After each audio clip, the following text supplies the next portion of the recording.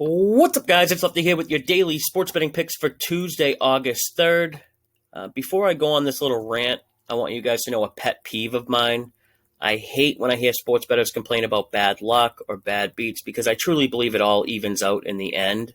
If you bet enough games, you're going to get some gut-wrenching losses and you're going to have some miracle wins.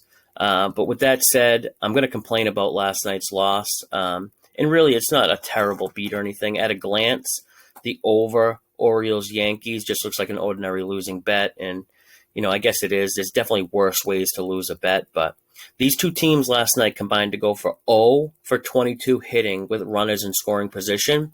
They left 13 runners on base. And what might be the craziest part of the game is Baltimore starter Jorge Lopez. He pitched a one-hitter through 6 innings.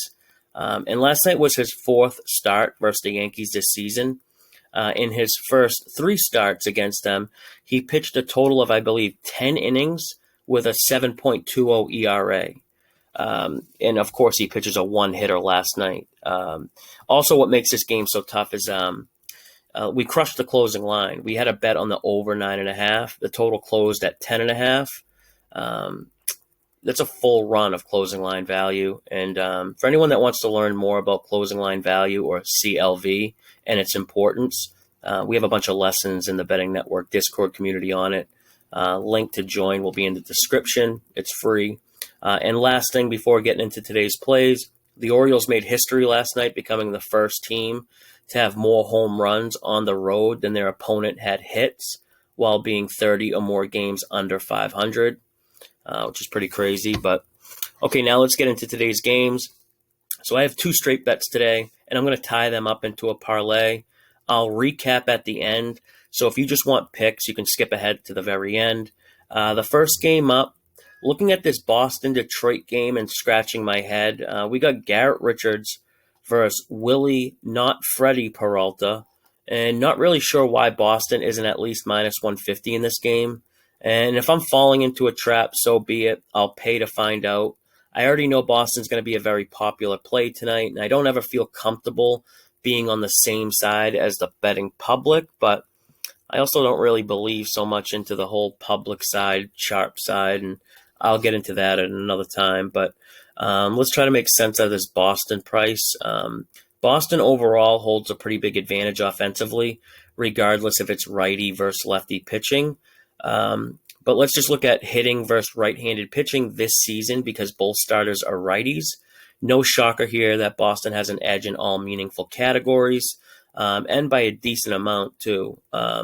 So if Boston has a big edge offensively, that must mean Detroit has a pretty big pitching edge, right? Well, I will give the pitching edge to Detroit in this one.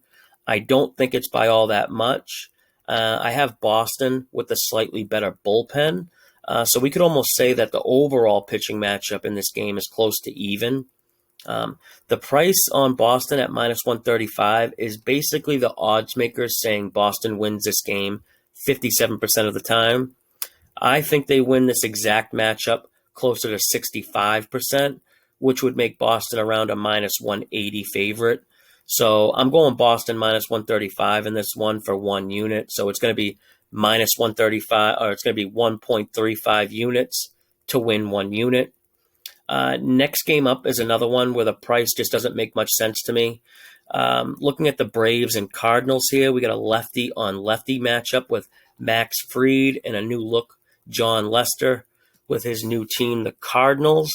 And I'm going to back Atlanta here. And just like Boston, I feel like I'm walking into a trap. And if I am, whatever, so be it. Credit to the odds makers. They got me, but I have Atlanta better than St. Louis in all phases of the game here. Nobody's going to call Fried a dominant pitcher, but Lester's just been pretty bad consistently all year. His velocity is the lowest of his career. His walks are starting to creep up. He's got a 3.5 base on ball per 9 rate, and that's not a good combination when your velo is down and you're starting to lose command.